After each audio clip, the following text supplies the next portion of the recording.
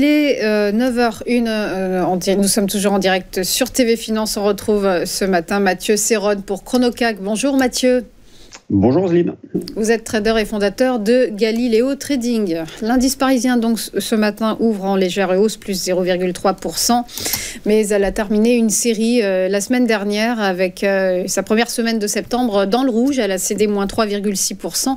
La pression baissière s'accentue.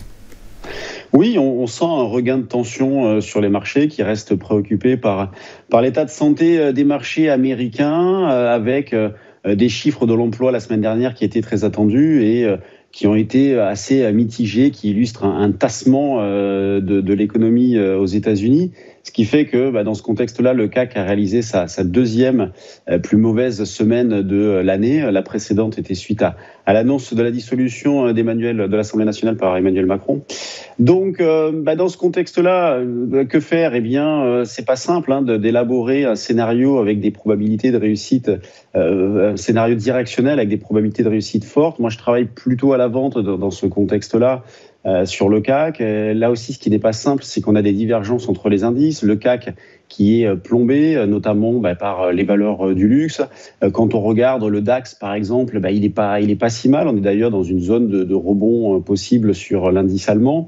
Donc moi, ce que je fais, précédemment, je travaillais à un biais neutre au-dessus de la zone des 7400-450. Là, avec la rupture de ce petit pivot-là, je travaille plutôt à la vente sur rebond. Je ne me presse pas non plus en ce début de séance semaine. Je suis pour l'instant placé plutôt vers les 7435-40 pour vendre un petit peu. Au-dessus, c'est 7475-80, la résistance aussi. Bon, c'est des niveaux un petit peu éloignés, mais ça illustre bien le fait que je pense que pour l'instant, il faille rester un petit peu sur la touche, d'autant plus que la semaine va être animée aussi, on peut le penser, avec notamment jeudi la Banque Centrale Européenne qui va donner sa décision sur les taux. Bon, même s'il n'y a pas véritablement de suspense, on s'attend à une baisse de 25 points de base. C'est vraiment la teneur du discours qui va être intéressante pour analyser, identifier, avoir des indications quant à la suite donc, de la direction des taux.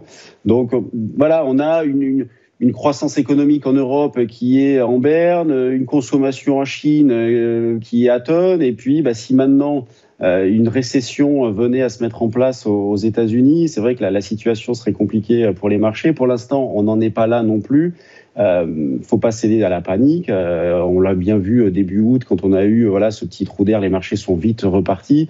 Donc moi je considère qu'on devrait rester plus hésitant que directionnel, avec probablement une nervosité un petit peu plus forte à très court terme, ce qui fait que même si la volatilité a augmenté, vous voyez par exemple le VIX est repassé au-dessus de 20, même il s'installe au-dessus de 20 à 22,5 en fin de semaine dernière.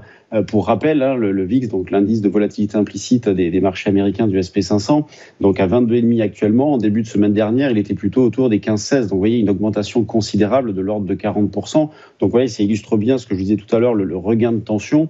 Moi, dans ce contexte-là, je continue tout de même d'acheter des calls, d'acheter des options d'achat. Donc je profite de ces replis pour en acheter un petit peu.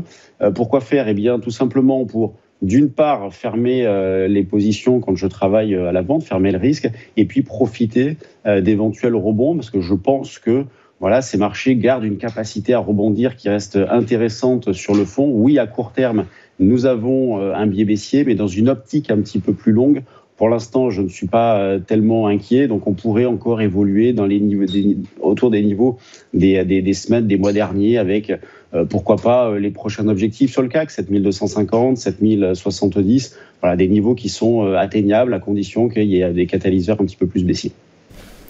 Voilà pour ce regain de tension sur les marchés. Merci beaucoup Mathieu Serronne pour votre éclairage. Belle journée à vous. On marque une nouvelle pause et on se retrouve juste après avec Bernard Pras-Desclaux et ses Market Movers. À tout de suite.